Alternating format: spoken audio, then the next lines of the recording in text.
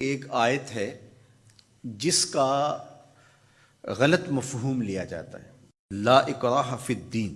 تو اس کا جو مفہوم لیا جاتا ہے عمومی طور پہ وہ یہ ہے کہ دین میں کوئی جبر نہیں ہے، اور جبر سے مراد مذہب بیزار طبقہ یہ لیتا ہے کہ کسی قسم کا کوئی قانون اور کوئی ضابطہ جو مذہب عائد کرتا ہے وہ نہیں ہے۔ تو یہ مولویوں کی پیدا کردہ سختی ہے، اور انہوں نے دین کو مشکل بنا دیا ہے، اور حدود و تعزیرات، قوانین، ضوابط، چور کا ہاتھ کاٹو، زانی کو سنگسار کرو، کوڑے مارو حد قذف میں، اور مختلف اوقات کے اندر مختلف عبادتوں کا لزوم۔ تو یہ کیا ہے جب قرآن کہتا ہے لا اکراہ فی الدین، دین میں کوئی سختی نہیں ہے، کوئی جبر نہیں ہے، جو مرضی کرو؟ تو یہ اس کا مفہوم نکالا۔ اور ایک طبقہ ایسا ہے کہ جو دین کو اس طرح پیش کرتا ہے اور اس طرح سے دین کو لوگوں کے سامنے رکھتا ہے کہ جس طرح دین پر عمل کرنا کوئی آسان کام نہیں ہے، اور اس کو وہ مشکل اتنا بنا دیتا ہے کہ لوگ گھبرا جاتے ہیں کہ ہم تو پھر دین پہ نہیں چل پائیں گے، چند لوگ ہی دین پہ چل سکتے ہیں، جبکہ یہ دونوں چیزیں افراط و تفریط سے تعلق رکھتی ہیں۔ تو آیت کریمہ کا صحیح مفہوم یہ ہے، لا اکراہ فی الدین کا مطلب یہ ہے کہ دین قبول کروانے میں کسی پر سختی نہیں کی جائے گی کہ تو ضرور مسلمان ہو، یہ اس کا مفہوم ہے۔ اب کوئی دین قبول کر چکا ہے اور پھر احکام شریعہ اس کے اوپر نافذ ہوں گے تو یہ تو ہوں گے، تو اس پر یہ نہیں ہے کہ اب اس پر سختی نہیں کی جائے گی۔ جو اس جامعہ میں، اس درس گاہ میں داخل نہیں ہوتا، پڑھنا نہیں چاہتا، تو ہم اس کو دھکے سے گھر سے اٹھا کر کے یہاں داخلہ نہیں دے سکتے۔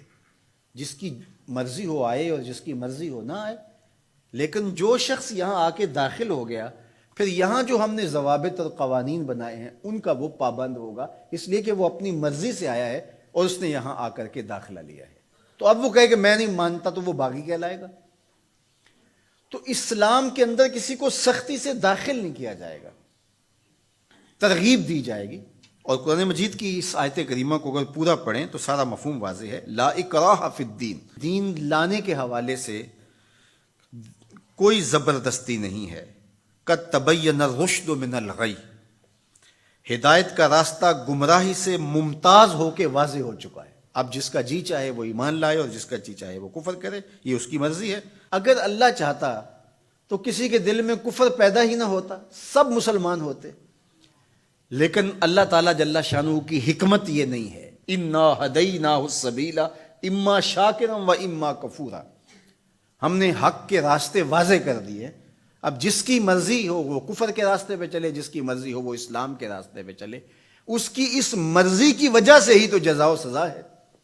اگر اس کی مرضی سلب کر لی جائے اور وہ ایمان لانے پہ مجبور ہو تو پھر اس کا یہ کمال کون سا ہوا؟ تو کمال تو یہی ہے کہ دونوں راستے ہیں اور دونوں راستے سے دکھائی دے رہے ہیں، اور وہ اپنے اختیار سے خیر کا راستہ اختیار کرتا ہے تو جزا ملے گی، اور اپنے اختیار سے برائی کی راہ پہ چلتا ہے تو اس کو جو ہے وہ سزا ملے گی۔ لیکن اگر اس کا اختیار ہی نہیں ہے برائی کے راستے پہ چلنے کا تو پھر اس کو سزا کیوں دی جائے؟ تو یہ بات ذہن میں رکھیے گا، یہ اختیار پر جزا اور سزا ہے۔ تو آیت کریمہ کا مفہوم یہ بتاتا ہے کہ جو چاہے وہ حق پہ آئے، اس پہ مجبور نہیں کیا جائے گا۔ باقی احکام شریعہ پر عمل پیرا ہونا تو یہ ایک امر آخر ہے۔ تو یہ سراسر نفسانی خواہش ہے کہ اسلام ہمارے اوپر کوئی پابندی نہ لگائے، جس طرح ہم چاہیں اس طرح ہی چلیں، اور ہماری زبان پہ کلمہ بھی جاری رہے۔ میں بھی ہوٹل میں پیو، چندہ بھی مسجد میں دو، شیطان بھی خوش رہے، خدا بھی ناراض نہ ہو، یہ کیسے ہو سکتا ہے؟ تو لا اکراہ فی الدین کا جو مفہوم لوگوں نے تراش لیا کہ اسلام کا کوئی ضابطہ قانون ہم قبول نہیں کریں گے، ہم خواہش اور مرضی کی زندگی بسر کریں گے، یہ سراسر دین کی منشا کے برعکس چیز ہے۔